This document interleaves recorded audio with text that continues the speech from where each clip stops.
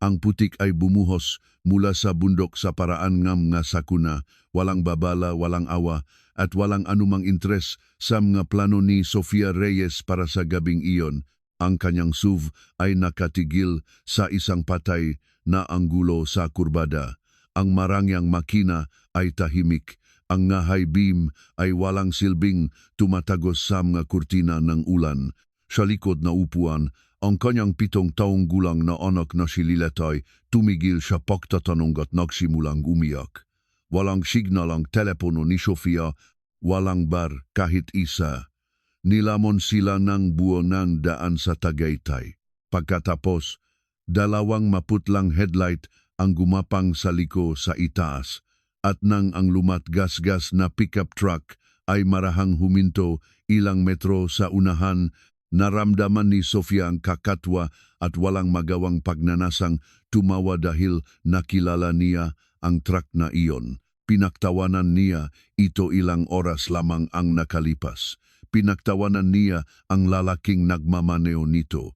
Ngayon ay bumababa na ito sa ulan at ang UP at kinakalawang na makinang iyon ang tanging nakatayo sa pagitan ng kanyang pamilya at madilim na tubig na tumataas sa gilid ng kalsada. Si Benigno Ben Santos ay gumigising ng 5:45 ng umaga araw-araw sa loob ng nakaraang 3 taon. Hindi dahil nagtakda siya ng alarma, kundi dahil si Emilia ang gumagawa nito. Ang kanyang anak na babae ay 6 na taong gulang at kumikilos ayon sa kanyang sariling panloop na schedule. Isa na nagsisimula sa kanyang paglalakad sa lumalangit-nit na sahig ng kanilang maliit na bahay, umaakyat sa kanyang kama at nag-anunsyo sa isang boses na walang bakas ng antok na siya ay gutom at na ngayon ay magiging isang magandang araw. Laging naniniwala si Benigno sa kanya. Natutunan niyang maniwala sa kanya sa karamihan ng mga bagay. Siya ay 28 taong gulang at mag-isang pinalaki si Emilia mula nung siya ay 3. Walang madramang kwento sa likod nito o sa halip mayroon. Ngunit hindi ito sinasabi ni Benigno sa mga taong kararating lang niya. Ang nakikitang mataw kapag sila ay nagbibigay pansin ay isang lalaki na nagsusuot ni parehong uring gasgas na canvas jacket anuman ang panahon na nagmamaneo NG 1994 na Isuzu Fuego pickup na mukhang natalo sa ilang argumento sa magadanang graba at na karamihan ay itinatago ang kanyang maopinyon sa sarili. Nagpapatakbo siya ng isang one-man operation sa labas ng property sa likod ng kanyang bahay, mechanical repair. Karamihan ay may espesyalidad sa mga makinang diesel, kagamitang pangsaka at ang uringang pang-industriyang makinarya na nasisira sa mga hindi maginhawang lugar sa mga hindi maginhawang oras. Ang kanyang pangalan ay naipasa sa pamamagitan ng bibig sa 4 na probinsya dahil siya ang uringang tao na nagayos ng bagay ng tama sa unang pagkakataon at naniningil ng patas para dito. Ang truck ay isang punto na pagmamalaki, bagaman hindi ito direktang sasabihin ni Benigno. Muli niyang binuo ang karamihan dito sa loob ng 2 taon, pinalitan ng blokang makina, pinalakas ang frame, nag-install ng winch sa harap at isang towrig sa likuran na may kakayahang humilang ang mga kargada na mahihirapan ang karamihan sa mga komersyal na truck na double ang laki nito. Iba ang kwento ng katawan. Ang katawan ay mukhang eksakto kung ano ito, isang sasakyang pantrabaho na ginamit ng husto sa mahihirap na lupain sa loob ng mahabang panahon. Hindi niya nakita ang punto ng pagpipinta sa ibabaw ng tapat na pagkasira. Minsan ay idinikit ni Emilia ang isang maliit na dilaw na butterfly sticker malapit sa likurang bintana. Iniwan niya ito doon. Si Sofia Reyes ay dumating sa San Mateo, 8 buwan na ang nakalipas upang pangasiwaan ang regional na pagpapalawak ng kanyang kumpanya sa lohistika na nagpapatakbo ng manetwork ng pamamahagi sa buong Katimugang Luzon. at nagsisimulang pumasok sa mas komplikadong makamerkado na Cordillera Corridor. Siya ay 27 taong gulang at pinapatakbo ang kumpanya mula nang mamana ito mula sa kanyang ama 2 taon na ang nakalipas, isang katotohanan na sa una ay binalewala ng kanyang katunggali at kasunod na itinigil ang pagbabalewala. Siya ay tumpak, mabilis kumilos at sanay sa mga resulta na tumutugma sa kanyang pagtataya. Nagmamaneho siya ng isang itim na Toyota Fortuner na mas mahal kaysa sa kinikita ng karamihan sa mga tao sa San Mateo sa loob ng 3 taon at nagdadamit siya sa paraan na agad na nagpapalinaw na hindi siya mula doon. Mayroon siyang anak na babae na nagngangalang Lilet na 7 at mausisa at magaling nang mapansin kapag ang kanyang ina ay stressed. Sinisikap ni Sofia na tiyakin na bihira itong mapansin ni Lilet.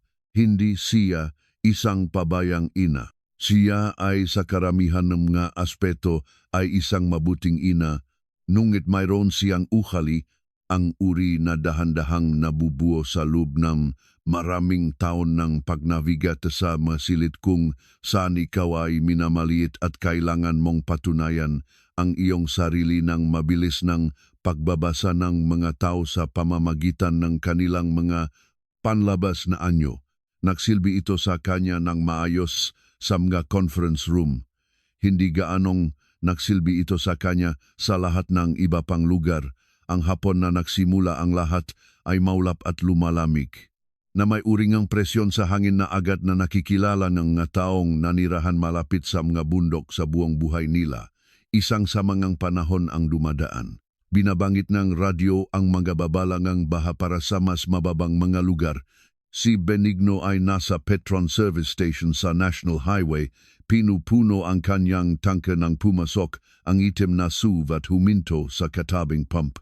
Napansin niya ito sa paraan ng pagpansin niya sa karamihan ng sasakyan, hindi sa paganga o paghusga, kundi sa automatikong profesional na pagtatasang isang taong gumugugol ng kanyang araw sa pag-isip tungkol sa mga mekanikal na sistema. Magandang suspensyon, mga bagong gulong, marahil ay hindi gaanong may kakayahan sa off-road kaysa sa inaakalang ng may-ari nito. Binuksan niya ang likuran ng kanyang truck at sinusuri ang tow cable. Nakaroon ito ng ilang pagkasira. Sa dulong ang konektor na gusto niyang suriin bago ang katapusan ng linggo kung kailan mayroon siyang naka-schedule na trabaho na humila ng isang natigil na grain augur mula sa isang malambot na bukit sa labas ng bayan. Isa sa mga atendan ng istasyon, isang teenager na nangangalang Dante, na kilala si Benigno mula sa simbahan, ay lumapit at nagtanong kung maari siyang tumulong na ilipat ang isang unit ng palitan ng tangke ng propane na naihatid sa maling bahaging lote. O ang sabi ni Benigno at sumama sa kanya. Inilipat nila ito sa loob ng halos 40 minuto. Si Sofia ay nanonot mula sa pump, hindi maingat. Ang paraan ng panonot ng tao sa mga bagay sa gilid ng kanilang paningin kapag may iba silang iniisip. Mayroon siyang isang pulong sa partner sa loop na 40 minuto at si Lilet ay nagtatanong mula sa likod na upuan kung ang makabayo ay marunong lumangoy. Kalahating sinasagot siya ni Sofia at kalahating tinitignan ang kanyang mga mensahe nang mapatingin siya at makita ang lumang truck na may bukas na likurang gate, ang rolyo ng cable at kadena na nakikita sa loob, ang kalawang sa mga gilid ng gulong.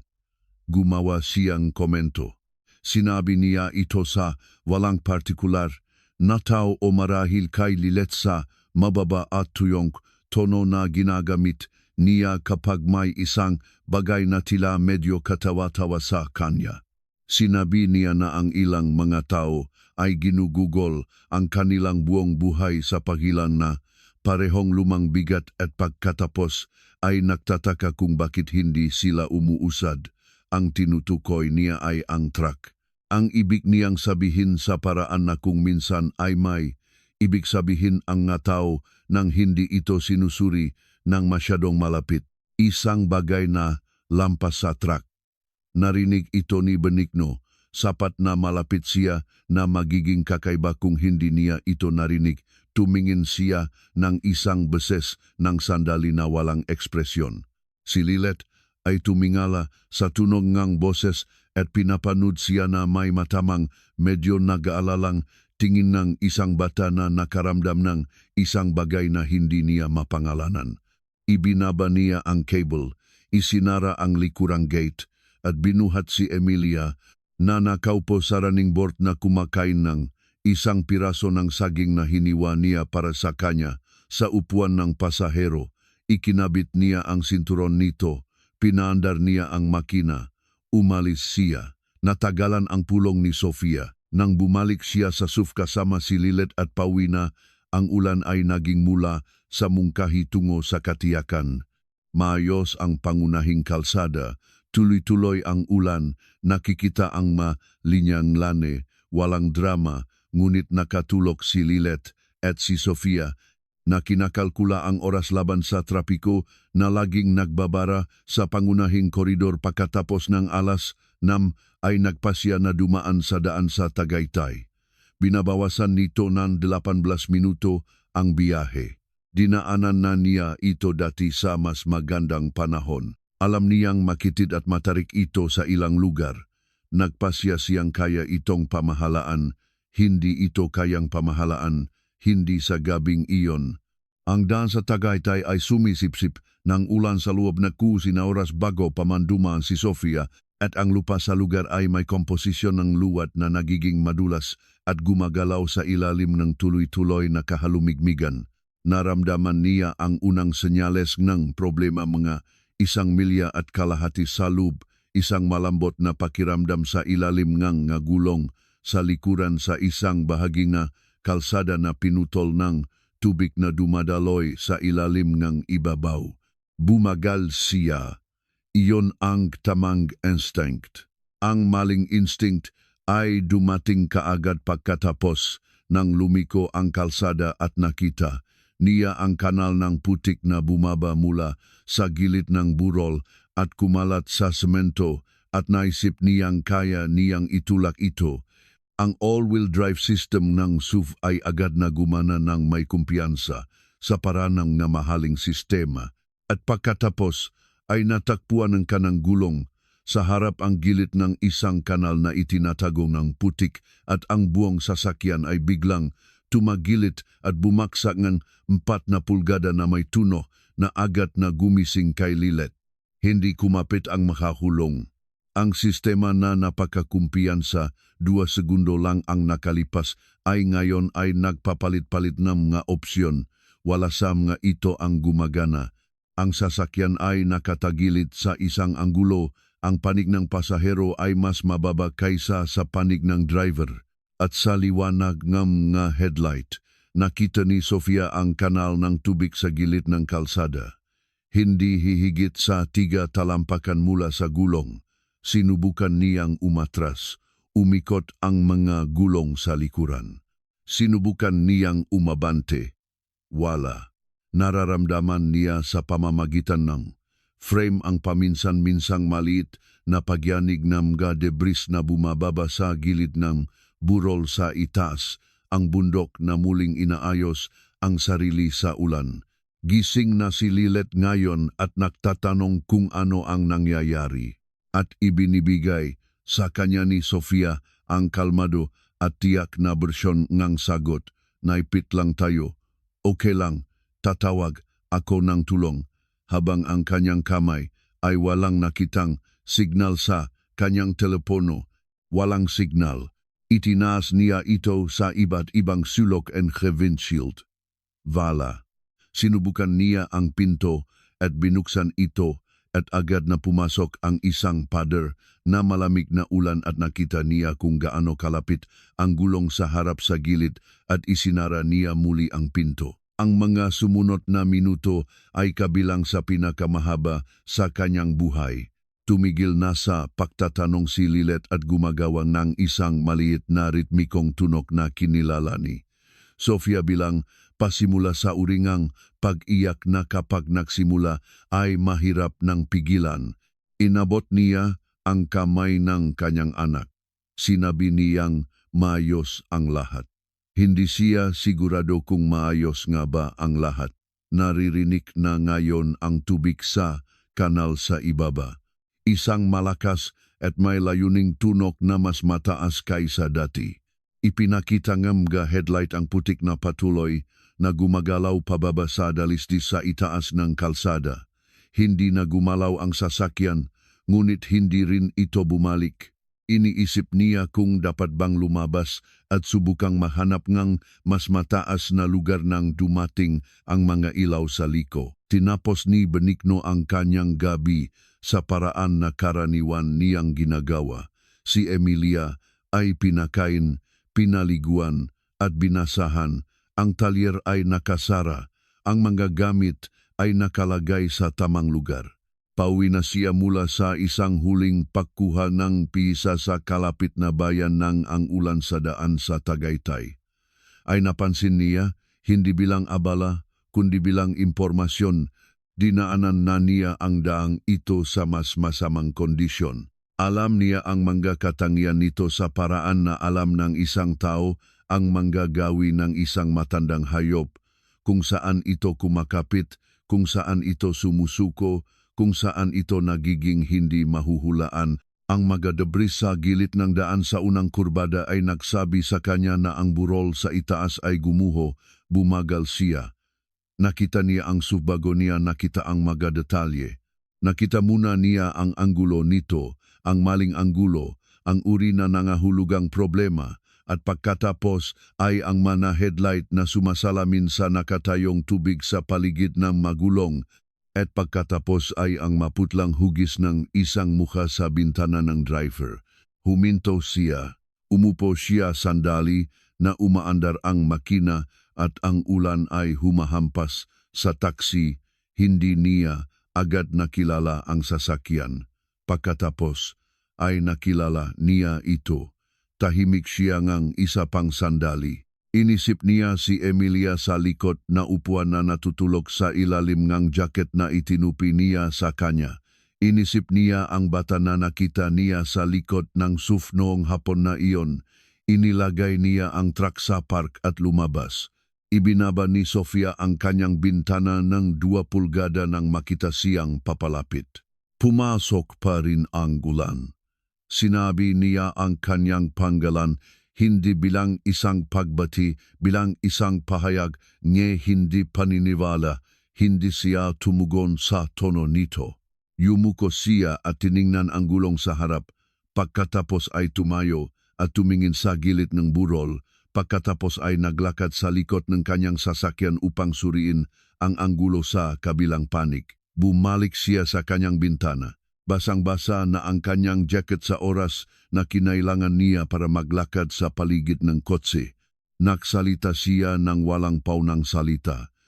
Sinabi niya sa kanya na ang sasakyan ay matatag sa ngayon, ngunit ang lupa sa itaas na bahagi ay aktibo at kailangan nilang ilipat ito bago bumaba ang isa pang agos. Sinabi niya sa kanya na ikakabit niya ang isang tow line sa likurang tow point at hihilahin siya pabalik sa matatak na ibabaw ng kalsada na pinanggalingan niya. Sinabi niya sa kanya na kailangan niyang bitawan ang parking brake at iwanan ang sasakyan sa neutral upang makasunod ito ng walang pagtutol. Tinanong niya kung naiintindihan niya. Sinabi niyang naiintindihan niya. Wala na siyang sinabi pa. Bumalik siya sa kanyang truck. Ang sumunod na nangyari ay tumagal ng 11 minuto. Bagaman mas matagal ang pakiramdam nito, inilagay niya ang pickup sa isang maingat na diagonal sa kanyang SUV. Kinakalkula ang direksyon ng paghila laban sa dalisdis ng kalsada at ang malamang na landas ng pinakamaliit na pagtutol. Sapat na beses na niyang ginawa ang ganitong uri ng trabaho upang malaman na ang isang direktang paghila mula sa likuran ay hindi laging ang pinakamahusay na diskarte. Maari nitong mas lalong itumba ang isang nakatagilid na sasakyan bago ito mahila palabas. Mahalaga ang anggulo. Ikinabit niya ang tow cable sa receiver hitch sa likod ng kanyang truck at naglakad pasulong sa ulan patungo sa SUV. Yumuko sa ilalim upang mahanap ang factory tow point sa frame. Ikinabit niya ang kawit. Sinuri niya itong muli. Bumalik siya sa kanyang truck at dahan-dahang hinila ang slack, hinahayaang humigpit ang cable, pinapanood sa kanyang salamin habang ito ay pumapantay. Pagkatapos ay nag-apply siyang puwersa. Makinis, matatag, may sukat. Lumalim ang tunong ng pakina ng pickup at naramdaman niya ang pagtutol na naglalakbay sa pamamagitan ng cable at papasok sa frame at hinayaan niyang bumuo ang torque sa halip na magmadali, hindi gumalaw ang SUV. Natakpuan ng magulong sa likuran ng pickup ang kalsada at kumapit. Dinagdagan niya ang puwersa. Sa loob-en mahabang sandali, walang nangyari maliban sa makina na gumagana sa ulan at ang tunog ng tubig sa kanal. Pagkatapos ay kumalas ang kaliwang gulong sa harap ang SUV na may tunog na parang may napunit at ang buong sasakyan ay nagsimulang dumulas, hindi patungo sa kaligtasan kundi patagilid patungo sa kanal sa paraan na gusto nitong puntahan mula nang huminto ito.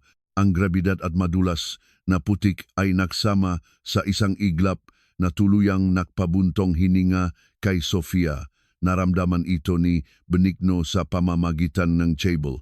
Tumugon siya sa parehong segundo, binitawan ang throttle at hinila ng malakas ang manibela. Muling inilagay ang anggulo ng paghila upang kontrahin ang pagdulas. Binabasa ang sitwasyon sa pamamagitan ng tensyon sa linya sa paraan na binabasa ng isang mandaragat ang hangin nanginig ang SUV. Tumigil ito sa pagdulas. Kumapit ito. Muli niyang inayos ang posisyon. Naglakad siyang muli sa ulan, kalmado na parang ito ay isang kaaya-ayang apon, at inayos ang pagkakabit ni kable sa frame ni 2 pulgada sa kaliwa. Isang ibang attachment point, isang anggulo na magpapabias sa paghila patungo sa mataas na bahagi ng kalsada sa halip na neutral. Ipinaliwanag niya ito kay Sofia sa pamamagitan ng bintana sa 3 maikling pangungusap. Tumango siya. Hindi siya tumututol sa anumang sinabi niya. Nakadikit ang mukha ni Lilet sa likurang bintana. Pinapanood siya na may malalaking mata. Iba ang pangalawang pagsubok. Dahan-dahang umabante ang pickup at sumunod ang SUV na parang isang bagay na nag-aatubili. Sa wakas ay nakumbinsi. Umangat ang magulong sa harap mula sa kanal. Pumantay ang sasakyan. Bumalik ito sa matatak na kalsada sa isang mahabang, dumudulas na arko na nagtapos sa parehong sasakyan sa matatak na lupa. Ang punto ng krisis ay 20 talampakan sa likuran nila. Ang kanal ay patuloy na umagos ng kulay kape na tubig sa isang panig at ang gilid ng burol ay patuloy na naglalaglag ng maliliit na piraso na debris sa kabilang panig. Pinatay ni Benigno ang mga ilaw ng tow. Tinanggal ang cable sa ulan at muling inikot ito nang walang anumang seremonya. Lumabas si Sofia sa SUV na nanginginig ang mga binti. Sumunod si Lilet at tumayo sa ulan ng walang reklamo na mismo ay isang indikasyon kung gaano karami ang naproseso ng bata sa huling 15 minuto. Si Benigno ay naglalakat na pabalik sa kanyang truck. Muling sinabi ni Sofia ang kanyang pangalan. Sa pagkataong ito, hindi ito isang pahayag ng hindi paniniwala. Huminto siya. Tinanong niya kung gaano nakatanda ang truck. Lumabas ang tanong ng kakaiba. Walang katulad sa kung ano ang balak niyang sabihin, ngunit kinuha niya ito sa paraan na ibig niyang sabihin. Sinabi niyang ang katawan ay isang 1994. Sinabi niyang ang makina at ang drivetrain ay mas bago kaysa dun. Binuksan niya ang likurang gate at nagsimulang sistematikong i-coil ang natitirang slack sa cable. At habang ginagawa niya iyon, ipinaliwanag niya hindi para pahangain siya dahil lamang sa nagtanong siya kung ano ang ginawa niya dito. Ang makina ay tinanggal at muling binuo ng buo. Ang frame ay pinalakas sa 3 stress points. Ang winch at tow system sa likuran ay may rating na 18,000 pounds na halos double ang gross weight ng sasakyang minamaneo niya. Ang suspension ay itinaas at muling na-calibrate para sa off-road load management. Ang magulong ay isang compound na idinisenyo para sa luwad at maluwag na graba. Nakuha niya ang karamihan sa mga bahagi sa loob ng mga 18 buwan at ginawa ang lahat ng trabaho sa kanyang talyer. Nakatayo siya sa ulan at nakikinig. Inisip niya ang sinabi niya sa gasolinahan at ang katiyakan na naramdaman niya nang sabihin niya ito at ang kakitiran ng pag-isip na nagbunga ng katiyakang iyon. Tumingin siya sa kalawang at nakita ang kabiguan. Tumingin siya sa gas-gas at nakita ang kakulangan. Tumingin siya sa isang lalaki na may isang pantrabahong truck at lumang damit at isang tahimik na anak na babae na kumakain ng saging at nagpasya nang hindi sinusuri ang konklusyon na naiintindihan niya kung ano ang tinitingnan niya. Siya ay lubos na nakamali. Si Lilet ay lumapit sa panig ng pasahero ng truck kung saan nagising si Emilia mula sa ingay at ngayon ay nakatingin sa labas ng bintana na may kalahating nag-alala, kalahating namamanghang ekspresyon ng isang bata na sinusuri ang isang sitwasyon na hindi niya lubos na naunawaan. Sinabi ni Lilet na kumusta sa salamin. Sinabi ni Emilia na kumusta pabalik. Tinanong ni Lilet kung natakot siya. Sinabi ni Emilia na medyo, ngunit inaayos ito ng kanyang tatay, kaya okay na ngayon.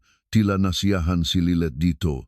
Pinunasan niya ang ulan sa salamin gamit ang kanyang manggas at gumawa ng isang maliit na guhit sa natitirang hamok. Isinara ni Benigno ang likurang gate at bumalik.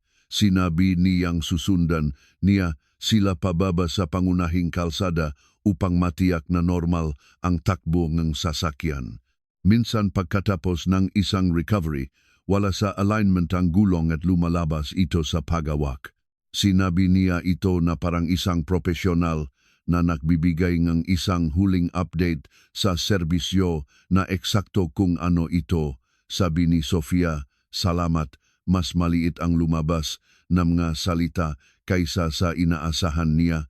Mas maliit kaysa sa hinihinging ng sitwasyon, ngunit hindi niya mahanap ang mas malaking bersyon sa sandaling iyon.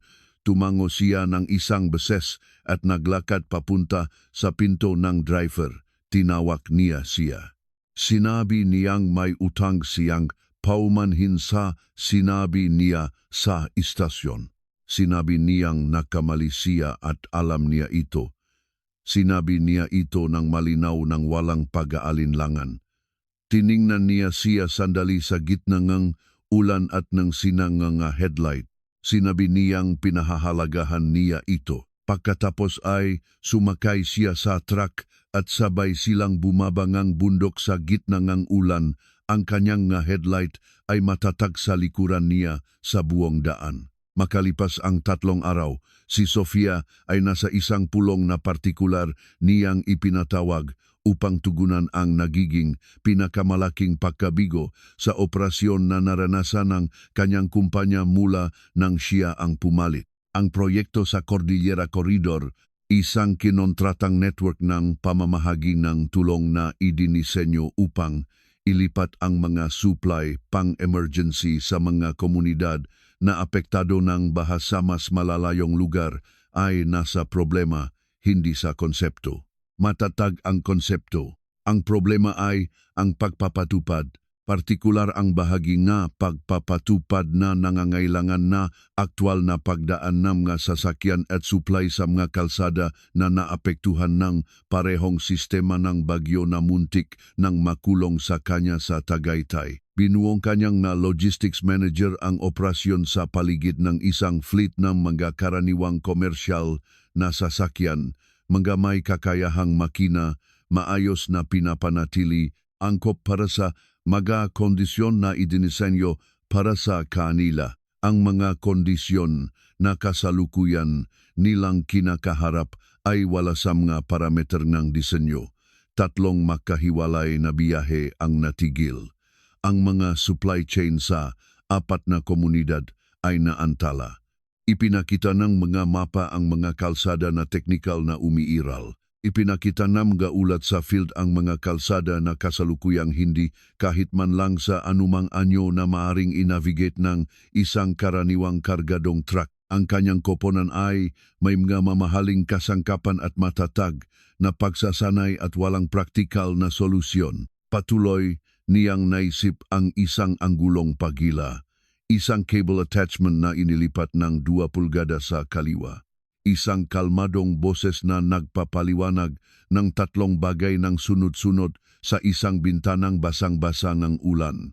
Natagpuan niya si Benigno sa pamamagitan nega attendant, nega istasyon na si Dante na ibinigay sa kanya ang kanyang numero ng walang gaanong seremonya na tila walang nakitang kakaiba sa tseo ng isang kumpanya sa lohistika na humihingi ng numero ng mekaniko na may lumang truck. Tinawagan niya ito noong hapong iyon. Ipinaliwanag niya ang proyekto at ang problema nang hindi pinapalambot ang alinman. Sinabi niyang sa tingin niya ang kanyang pag-unawa sa lupain at ang kanyang kagamitan ay maaring gumawa ng isang malaking pagkakaiba sa resulta. Inalok niya siya ng isang rate ng konsultansi na tapat at hindi pinalaki para sa layunin ng pag-akit sa kanya sa U. Sinabi niyang hindi. Sinabi niya ito ng walang put at may isang maikling paliwanag. Hindi siya interesado na maging kwento ng isang manggagawa na nagbibigay ng magandang imahe sa proyekto ng isang kumpanya. Sinabi niyang nakita na niya ang ganong kaayusan dati at hindi ito nagsisilbi sa mga aktwal na komunidad na kasangkot kundi sa imahe ng kumpanya. Nagpaalam siya at ibinaba ang telepono. Hawak niya ang telepono sandali matapos ang tawag, pinag-ikot-ikot ito sa kanyang nga kamay at naisip na hindi siya nagkakamali, tumawag siyang muli kinabukasan. Sinabi niyang pinag-isipan niya ang sinabi nito at sumang-ayon siya at iyon mismo ang dahilan kung bakit siya tumatawag muli. Sinabi niyang hindi niya hinihiling na maging mukha siya sa anumang bagay. Sinabi niyang hinihiling niya sa kanya na sabihin sa kanya kung ano ang mali niya sa lohistika at mabayaran ng patas para dito at kung ayaw niyang ilagay ang kanyang pangalan sa anumang pampublikong materyales na may kaugnayan sa proyekto, okay lang iyon at ilalagay niya ito sa sulat. Sinabi niyang walang pakialam ang mga pamilyang naghihintay sa mga supply sa imahe. Matagal siyang tahimik. Sinabi niyang pag-isipan niya ito. Pinag-isipan niya ito sa loob ng 2 araw at pagkatapos ay isang pangalawang sistema ng bagyo ang dumaan sa rehiyon at ang sitwasyon sa 3 sa mga nakaharang na ruta ng supply ay naging malubha, mga supply medical, mga generator, pagkain para sa mga komunidad na may mga matatanda at bata na hindi makapagintay na bumuti ang mga kalsada sa kanilang sariling timeline. Nalaman ni Benigno ang tungkol sa pagkaantala ng supply medical sa pamamagitan ng isang kontak sa isa sa mga apektadong komunidad, isang lalaki na ilang taon na niyang ginagawa ng pakumpuni ng kagamitan. Tinawagan niya si Sofia. Sinabi niyang darating siya. Sinabi niyang kailangan nilang pag-usapan ang tungkol sa ruta at ipapaliwanag niya kung bakit hindi gagana ang kanilang kasalukuyang plano. Pumasok siya sa kanyang operations room, kinaumagahan na suot ang parehong canvas jacket na may dalang isang papel na mapa na kanyang minarkahan ng kamay noong gabi bago. Ilang mga project manager ang tumingala mula sa kanilang mga laptop at pagkatapos ay tumingin muli sa paraan na ginagawa ngang manatao kapag may pumasok sa isang silid na tila hindi sila kabilang. Isa sa kanila, isang senior coordinator na nagngangalang Victor, ay nagtanong kay Sofia sa isang tono na hindi lubos, na naging tahimik kung sino ito at kung mayroon siyang clearance na naroon.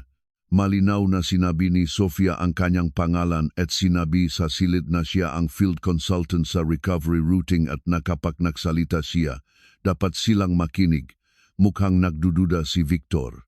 Ang natitirang bahaging silid ay kumuhangan pahiwatig mula kay Victor. Inilatak ni Benigno ang minarkahang mapa sa mesa ng walang komento at nagsimulang ipaliwanag kung ano ang kanyang nahanap. Ang kasalukuyang plano sa pagruruta ay ipinapalagay na ang mga pangalawang kalsada sa hilagang bahagi ng koridor ay kayang suportahan ang bigat ng isang kargadong sasakyang panghatid. Dinaanan niya ang dalawa sa mga kalsadang iyon noong umagang iyon bago pumasok. Isa sa mga ito ay may isang breached culvert na nagpapakita ng mga stress fracture na nakikita mula sa ibabaw ng kalsada, bigat na higit sa 3,500 level Cs at malamang na mabibigo ito. Ang plano ay may isang ganap na kargadong truck sa culvert na iyon. Ang pangalawang kalsada ay may aktibong pagtagas sa itaas na bahagi na nagpapalawak ng balikat at mag-aalis sa ibabaw sa loob ng isa pang 48 oras ng ulan. Ang plano ay may dalawang sasakyan na naka-iskedyul sa rutang iyon sa susunod na umaga. Sinabi ni Victor na ang maulat sa istruktura sa mga kalsadang iyon ay naaprubahan ng munisipyo. Sinabi ni Benigno na ang maulat ay isinampa 6 na linggo na ang nakalipas bago ang kasalukuyang siklo ng bagyo. Sinabi niyang hindi niya pinupuna ang mga ulat. Sinabi niyang nagbabago ang mga kondisyon at ang mga ulat ay lumana at ang data na tinitignan niya ay mula sa umagang ito. Hindi siya malakas tungkol dito. Hindi siya mariin. Sinabi niya ito sa paraan ng isang tao na nagsasaad ng isang katotohanan na hindi bukas sa interpretasyon. Sinabi ni Victor na ipinahihiwatig ng kanilang routing software na ang kasalukuyang plano ay ang pinakamabisa na landas. Huminto sandali si Benigno at pagkatapos ay sinabi na ang pinakamabisa na landas ay isang dumating at itinuro sa dalawang alternatibong ruta na minarkahan niyang pula. Mas mahaba, hindi gaanong makinis. Isa sa mga ito ay nangangailangan ng isang bahagi ng hindi sementadong logging road na walang sinuman ang nag-isip na isama sa orihinal na survey. Sinabi niyang dinaanan din niya ang parehong alternatibo noong umagang iyon at ang mga ito ay madadaanan para sa mga kargadong sasakyan na may sapat na clearance. Sinabi niyang magdaragdag ito ng oras sa mga biyahe, ngunit darating ang mga supply. Sinabi niyang hindi darating ang kasalukuyang plano at posibleng sirain din ang isang piraso ng infrastruktura ng munisipyo sa proseso. Tahimik ang silid. Pinapanood ni Sofia si Victor. Matagaw na tiningnan ni Victor ang mapa. Sinabi niyang kailangan niyang i-verify ang kondisyon ng ruta ng nakapag-isa. Sinabi ni Benigno na iyon ay isang makatwirang kahilingan at magbibigay. Siya nga GPS track mula sa kanyang mabiyahe noong umagang iyon na nakalog na may mga timestamp at babalik siya kasama kung sino man ang ipapadala nila upang i-verify ng personal kung gusto nila. Wala nang sinabi pa si Victor. Sinabi ni Sofia na ipapatupad nila ang alternatibong ruta simula sa hapong iyon. Sa sumunod na 2 araw, bawat biyahe na sumunod sa mga binagong ruta ni Benigno ay matagumpay na natapos. Ang culvert na nasa orihinal na landas ay sinuring ang isang inhinyero ng munisipyo 2 araw matapos itong i-flag ni Benigno at ipinaskil bilang structurally compromised. Sarado sa mga sasakyang higit sa 4,000 lebisam. Ang pagtagas sa pangalawang kalsada ay naging isang aktibong pagguhongang lupa 40 oras matapos niya itong markahan na naghugas ngang isang 12 talampakang seksyon ng daan. Pareho sa mga bagay na ito ay nabanggit sa panloob na dokumentasyon ng proyekto. Tumigil si Victor sa paggawa ng komento tungkol sa clearance sa ikatlong hapon matapos makumpirma ang paghahatid ng huli sa mga critical na suple. Tumayo si Sofia sa harap ng buong operations team at malinaw na sinabi nang walang pag-aalinlangan at walang kalabuan na ang proyekto ay nagtagumpay dahil alam ni Benigno Santos ang hindi alam ng magamapa at na ang kanyang kontribusyon ay mahalaga at na gusto niyang formal na mailagay iyon sa record. 2 beses niyang sinabi ang kanyang pangalan. Tiningnan niya ito nang sabihin niya ito sa pangalawang pagkakataon. Hindi siya umiwas ng tingin, ngunit hindi rin siya gumawa ng anumang bagay bilang tugon. Simpleng kinilala niya ito sa isang maliit na tango sa parehong paraan na kinilala niya ang kanyang paumanhin sa bundok na basang-basa ng ulan bilang isang bagay na natanggap at isinantabi at nilampasan. Matapos malinis ang gisilid, natakpuan niya siya sa tabi ng pinto at sinabing inaasahan niyang mas malapit na ito sa kung ano ang inilarawan niyang sulit gawin. Sinabi niyang Tinanong niya kung kumain na siya. Sinabi niyang hinihintay siya ni Emilia. Sinabi niyang naiintindihan niya. At pagkatapos, dahil iyon ang tapat na sabihin, sinabi niyang natutuwa siyang bumalik siya sa liko na iyon sa daan sa Tagaytay. Tiningnan niya siya sandali. Sinabi niyang ganoon din siya. Ang masumunod na linggo ay hindi minarkahan ng anumang solong kaganapan. Sa halip, minarkahan sila ng isang unti-unti at hindi nagmamadaling pag-iipon ng maliliit na bagay.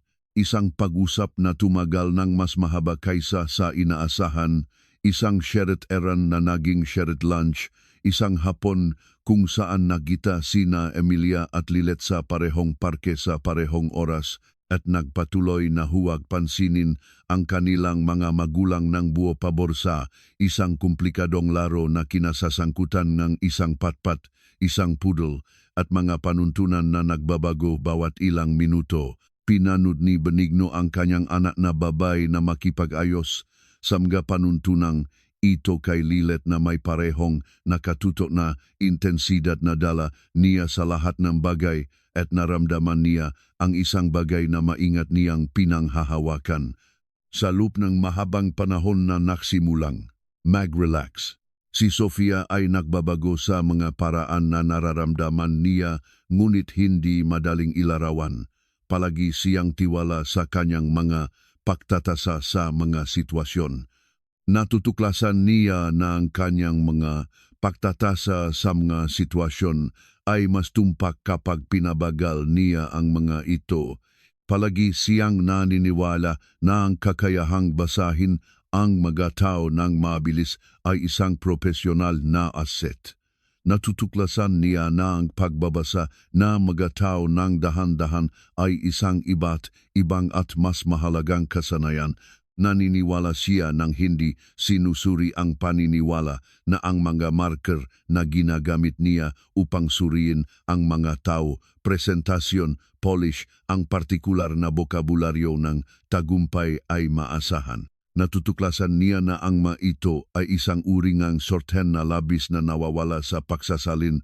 Hindi niya ito direktang pinag-usapan kay Benigno.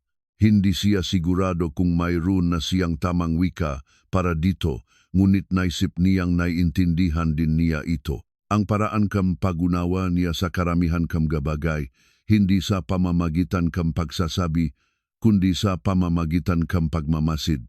Mayroon siyang kalidad ng atensyon na sa una ay binasa niya bilang distansya at ngayon ay naunawaan bilang isang bagay na ganap na naiba. Hindi siya malayo, naroon siya sa paraan na hindi naroon ang karamihan sa mga taong kilala niya. Nakikinig siya kapag nagsasalita siya, hindi siya nag-aalok ng agarang opinyon. Nag-isip siya at pagkatapos ay tumutugon siya. At ang sinasabi niya ay karaniwang sulit hintayin. Hindi sila mabilis kumilos, alinman sa kanila. Pareho silang mga nasa hustong gulang na hinubog ng mga bagay na nagturo sa kanila na maging maingat sa kung ano ang mahalaga. Ayos lang iyon. Angkop iyon. Nauna na sa kanila ang mga bata. Tinawag na ni Emilia si Lilet na kanyang matalik na kaibigan na may malayang katiyakan na tanging mga bata lamang ang maaring ipatawag. At tinanggap ni Lilet ang pagtatalaga ng walang komento na bersyon ni Lilet ng masigasig na pagsang-ayon. Isang Sabadong hapon sa ikatlong linggo matapos ang proyekto, nagmaneho si Sofia papunta sa property ni Benigno upang ibalik ang isang tow strap na naiwan niya sa operation site ng kumpanya. Maari siyang magpadala ng isang tao. Hindi siya nagpadala ng isang tao.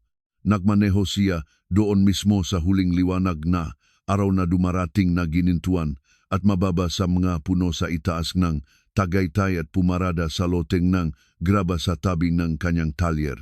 Ang lumang truck ay nakaupo sa gilid ng lote sa kalahating anino ng isang malaking puno ng akasya. Ang katawan nito ay gasgas pa rin at yupi. Ang dilaw na butterfly sticker ay nasa sulok pa rin ng likurang bintana. Ang mga bagong gulong ay nakikita sa ilalim ng mga gasgas na wheel wells. Tumayo siya sa tabi nito sandali pagkatapos niyang bumaba ang tow strap sa kanyang kamay. Ang gabi ay tahimik sa paligid niya. Idinikit niya ang kanyang palat sa likurang panel. Mainit ang metal mula sa huling sinang ng araw. Makikita niya kung titignan niyang mabuti ang ebidensyang lahat ng sinabi sa kanya ni Benigno. Ang ma-recalibrated na linyang suspension, ang professional grade na receiver hitch, ang mapampalakas ng frame na nakikita sa mga sulok, lahat ng ito sa ilalim, lahat ng ito ay hindi nakikita sa isang taong tumitingin lamang sa ibabaw. Lumabas si Emilia sa talyer sa likuran, niya na may hawak na isang maliit na wrench na malinaw na ginagamit niya para sa ilang sarili niyang proyekto na sinundan ni Lilet na tila narito na sa huling oras nang hindi ipinaalam kay Sofia. Tumingin si Sofia sa kanyang anak. Nakibit balikat si Lilet na hindi isang paliwanag, ngunit inaalok bilang isa. Sinabi ni Emilia na inaayos nila ang isang bisikleta. Ang bisikleta na pinag-uusapan ay nakasandal sa pader ng talyer na tanggal ang likurang gulong.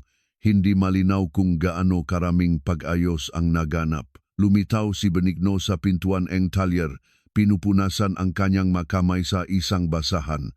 Nakita niya siyang nakatayo sa tabi ng truck at walang sinabi sandali. Lumingon siya at iniabot sa kanya ang tow strap. Kinuha niya ito. Sinabi niya, hindi sa kanya at hindi lubos sa sarili, kundi sa isang bagay sa pagitan ng dalawa na iniisip niya kung paano ang ilang mga bagay ay mukhang luma sa labas, ngunit sa katunayan ay ang pinakamalakas na bagay sa sitwasyon. Sinabi niyang madalas niyang iniisip iyon kamakailan. Tahimik siya. Ang paraan ng pagiging tahimik niya kapag may isang bagay na nangangahulugan ng higit pa sa ibabaw nito, hindi niya kailangan na sumagot siya. Lumingon siya at muling tiningnan ang truck at ang liwanag ay bumabagsak sa mga dahon ng akasya at nagbabagong mga petan sa gasgas na pintura. At si Lilet ay tumatawa sa isang bagay na sinabi ni Emilia at ang gabi ay tumatahimik sa uri ng katahimikan na hindi nararamdamang walang laman. Lumapit siya at tumayo sa tabi niya. Hindi sapat na malapit para pilitin ang anumang bagay, sapat na malapit para maramdaman ang presensya. Sinabi niyang may iniisip din siyang katulad. Tumingin siya, hindi niya ipinaliwanag, ngunit kailangan niya. May mga bagay na lumalapag bago pa man sabihin. Sa daan ng graba, nakaupo ang lumang truck sa huling sinak ng liwanag, matiyaga at may mga peklat at higit sa sapat. Hindi isang simbolo ng pakikibaka, hindi ebidensya ng kung ano ang kulang sa isang tao. Isang makina na kilala ng husto at inaalagaan ng tapat at kumapit kapag kailangan nitong kumapit. Ang uri ng bagay na kapag naintindihan mo kung ano ito, hindi mo na kailanman mapagkakamalan.